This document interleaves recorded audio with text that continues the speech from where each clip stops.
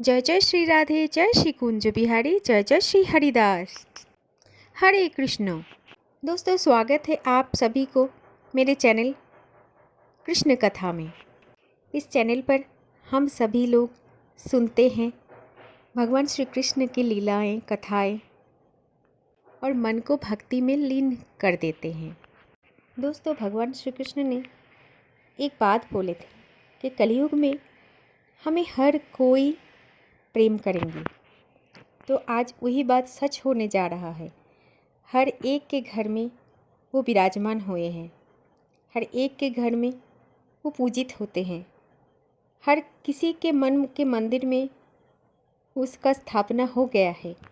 हर कोई भगवान के भक्ति में लीन है। हर किसी के मन में बस एक ही भाव है, वो है भगवान के प्रति प्रेम की भाव। और जिस भाव को उस भगवान श्री कृष्ण बेहद पसंद करते हैं वही तो है प्रेम की भाव। दोस्तों, हम सभी भगवान के भक्त हैं, लेकिन शास्त्र में भक्त दो प्रकार के होते हैं जो कि भगवान की श्रेष्ठ भक्त की तालिका में आते हैं। दोस्तों, एक को कहा जाता है भक्त और जो दूसरे होते हैं वो होते हैं प्रबंध भक्त। दोस्तों, हम तो भक्त की श्रेणी में भी अपना स्थान नहीं बना पाए हैं। दोस्तों, पौराणिक समय में ऐसे ऐसे भगवान के भक्त थे जो सुर से ही भगवान को अपने पास खींच लेते थे, लेकिन उनका जीवन भी उतना सहज नहीं था। भगवान तो मिलते हैं लेकिन कठोर तपस्या के बाद ही मिलते हैं। उन्होंने भी बहुत कठोर तपस्या की थी, सुर की साधना की थी, तभी तो भगवान मिले थे। लेकिन हम तो भगवान की भक्त ही नहीं बन पाए, तो प्रबंध भक्त तो बहुत दूर की बात है। दोस्तों, क्या आप जानते हो कि भक्त और प्रबंध भक्त में क्या भेद है? दोस्तों, भक्त तो इस प्रकार होते हैं कि बोलते हैं चलो आज वृंदावन चलते हैं, तो तुरंत गाड़ी में बैठकर चले गए वृंदावन और बांके बिहारी राधा रमन जी का दर्शन करके आ गए। यही है भक्त। ये भक्त का लक्षण। किसी ने कह दिया कि नाम जप कर लो तो तुरंत माला लेकर नाम जप करने लगते हैं। ये भक्त का लक्षण है। किसी ने अगर बोल दिया कि कथा सुन लो तो तुरंत जाकर जहाँ पर कथा हो रहा है वहाँ पर जाके निर्मल चित्त में भगवान की कथा सुन रहा है। ये है भक्त। कथा श्रवण ही भक्त का लक्षण है, क्योंकि श्रवण से भगवान सबसे पहले हमारे मन में पहुँचते हैं। दोस्तों, प्रबंध भक्त कौन होते हैं? जो भगवान के श्रेष्ठ भक्त हैं उनमें से भी कोई अग्रगण्य होता है, वही है प्रबंध भक्त। और प्रबंध भक्त का लक्षण क्या होता है? किसी ने कहा कि आज वृंदावन चलो और राधा रमन लाल के दर्शन कर लो, तो वो भक्त उसी जगह पर बैठ के आंखें मूंद के भगवान की चिंतन करके श्री राधा रमन जी का दर्शन करते हैं और अपने हृदय को ही वृंदावन धाम बनाकर उनमें राधा रमन जी को, बांके बिहारी जी को विराजमान कर लेते हैं। और मन की वृंदावन में जाकर वो भक्त यही विचार करे कि मैं अभी श्री बांके बिहारी जी के सामने खड़े हैं और उनकी सुंदर सी श्रृंगार का दर्शन कर रहे हैं, उनका मनमोहक रूप का दर्शन कर रहे हैं। ये लक्षण जो है ये प्रबंध का लक्षण है। दोस्तों, भक्त को भी भगवान की सन्निधि के लिए साधन की आवश्यकता पड़े, वही भक्त है। और जिसको भगवान को पाने के लिए कोई साधन की आवश्यकता नहीं होती, अपने मन की मंदिर में ही वो भगवान को खोज लेते हैं, उसे कहते हैं प्रबंध भक्त। दोस्तों, आप सभी को शायद ये भी लग रहा होंगे कि ये कौन सी बात हो गई।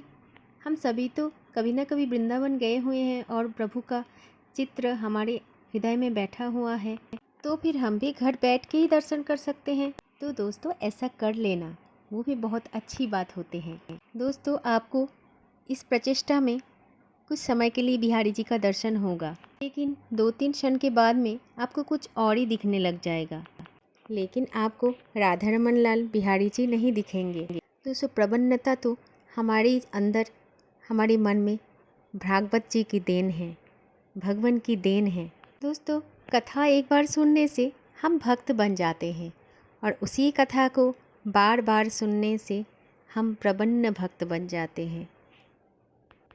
भक्त तो हम सब हैं, लेकिन हमारी स्थिति कुछ और बनना चाहिए, विचार कुछ और मन में आना चाहिए कि हमारी भक्ति को और किस तरह से आगे बढ़ाना है, कैसे हम भगवान की सानिध्य तक पहुंच पाएंगे और कैसे हम प्रपन्न भक्त बनेंगे। दोस्तों, हम तो माला जप करते हैं, तो माला होते हैं एक साइन, जिस तरह से हम उस माला की एक एक मोती को बिन बिन के हम एक एक नाम भगवान की लेते हैं। लेकिन दोस्तों, हमारे भक्ति जब माला से भी ऊपर चले जाएंगे कि हमें अपने आंखें बंद करके ही हम अपने प्रभु का चेहरा देखेंगे और मन ही मन उनके नाम जप करेंगे। दोस्तों, माला से तो हम बस गिन ही सकते हैं कि पूरे दिन में हम 4 माला किए, 5 माला किए, 16 माला किए, लेकिन पूरे दिन अगर आप उनके नाम जप ही करते रहोगे तो वो होता है प्रपन्न भक्ति। दोस्तों, माला करते करते अपनी उंगलियों की ऐसी स्थिति आ जाएगी कि हमें माला करने की ज़रूरत नहीं है, बिन माला का ही हम उनके नाम जप कर सकते हैं। तो ये समझ लिए दोस्तों कि हमारी भक्ति वास्तव में प्रपन्नता में परिणत हो रही है। दोस्तों, 2 शब्द को ज़रूर याद रखना। पहले तो हम भक्त अभी नहीं हुए हैं, हम बस पुण्य आत्मा हैं। हम जो कुछ भी कर रहे हैं वो पुण्य प्राप्ति के लिए ही कर रहे हैं, लेकिन अब हमें थोड़ा ऊपर बढ़ना है, लेकिन स्वार्थी नहीं बनना है। जैसे भगवान को दूध चढ़ाना, नित्य स्नान कराना, ये सब में हमारा अपना अपना स्वार्थ होता है, पुण्य का स्वार्थ। लेकिन जब हम ये पुण्य का स्वार्थ छोड़ देंगे तब भक्ति का प्रवेश होगा हमारे मन में। बिना स्वार्थ के भजन करने से ही भक्ति हमारे मन में प्रवेश कर सकती है। हमारी मन की भाव अगर सत्य है, प्रेम निष्ठा से परिपूर्ण है, तो हम भगवान के करीब पहुंच गए हैं, हम उनके भक्त बने हैं। लेकिन जब हमारी भक्त उससे भी ऊपर चले जाए तब हम बनेंगे प्रपन्न भक्त।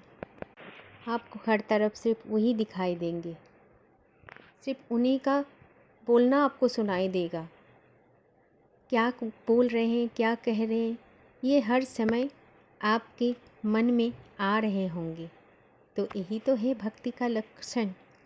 दोस्तों, भगवान श्री कृष्ण बेहद कृपामय हैं। वो हमारे सृष्टि के रचयिता है।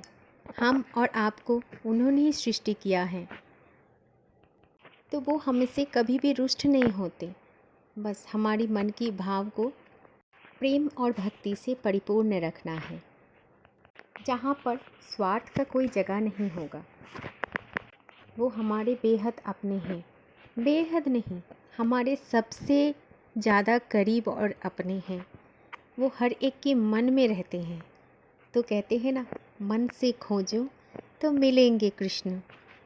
राधे कृष्ण, राधे कृष्ण। तो दोस्तों, आज मैं ये आशा करती हूँ कि आज की ये जानकारी आप सभी को बहुत अच्छा लगे होंगे। अगर अच्छे लगे होंगे तो प्लीज़ शेयर कर देना, ताकि सभी को ये जानकारी सुनने का मौका मिले। और प्रेम से कहिए हरे कृष्ण, जय जय श्री राधे, जय जय श्री कुंज बिहारी, जय जय श्री हरिदास। राधे राधे, श्री राधे राधे।